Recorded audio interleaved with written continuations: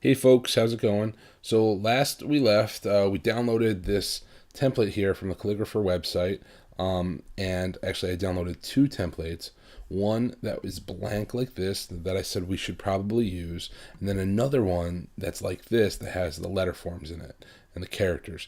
And that's just so we get a sense of, where we should lay things out. And what I mean by that is, let's take a look at like a lowercase, like G, for example.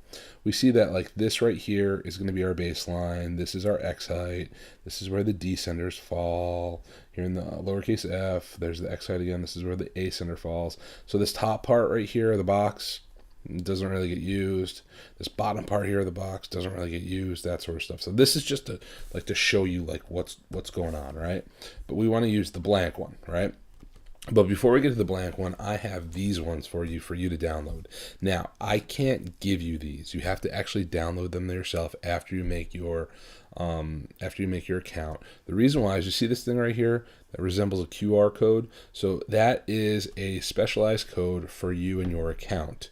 So then that way, if you have a free account like I set up, this is going to be your single use free font that you can use. So we can't share them amongst one another, okay? So you do have to go ahead and do what we did in the first video and actually make the template. But what I have here for you that I will share simply is this. We have I have 3-page PDF document here, and these are just the same boxes that you'll see in the calligrapher template. They're just larger. And the idea here is this. You guys can print these out at home, and you want to sketch. So for this project, you want a minimum of 3, I would say probably a maximum of 5, what I would call concept sketches.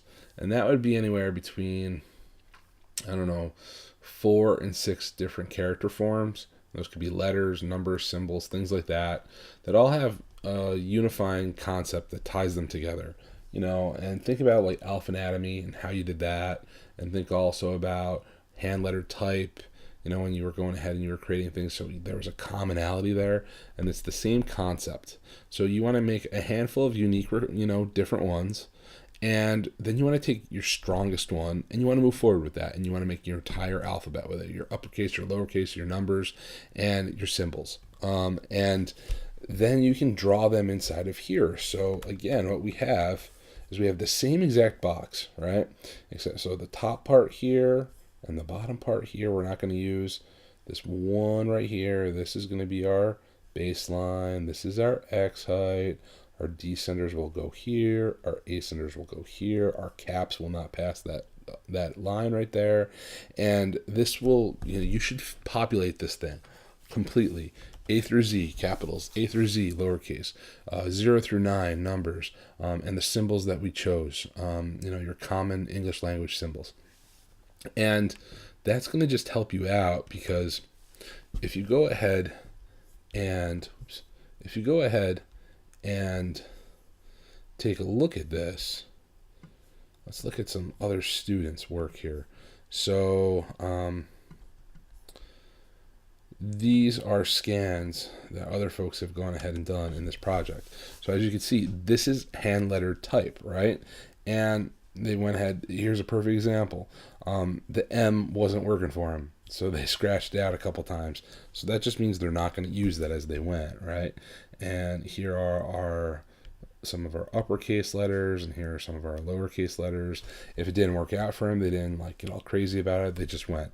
Now these, as you can see, they started out like this in pencil, and then that person went ahead and they outlined it in pen, and I recommend that. It could be like with a Sharpie or something like that, or they sell these really cool pens called micron pens that cost about $10 to $12 for a 6-pack.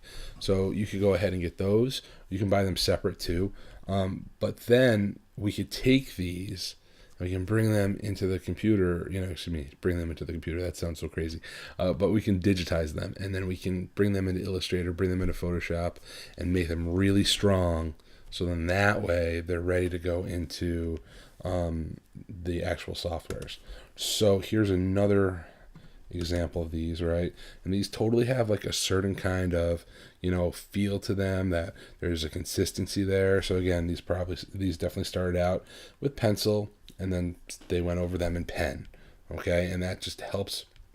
So when we go ahead, and you can either scan these things in, or you could even take photographs with a DSLR or your cell phone, and we're gonna go ahead and do that. So our next video, I'm going to show you, after you have this actually created, drawn out on paper, how we bring it in and we digitize it and we get it prepped and ready to go. So that is what our plan is for our next video. So do about, I would say anywhere between 3 concept groups and 5 concept groups max. And each concept group should consist of anywhere between 4 and 6 characters. And I wouldn't just pick the same, A, B, C, D, E, F. I wouldn't do that. I would put a couple letters in there. I would put a number or two, a symbol. The things that you're going to have to flesh out to create a typeface. And that'll give you a good sense of where you want to go. After that, build the whole thing on paper. And like I said, print as many of those sheets as you need, and just have a little checklist of what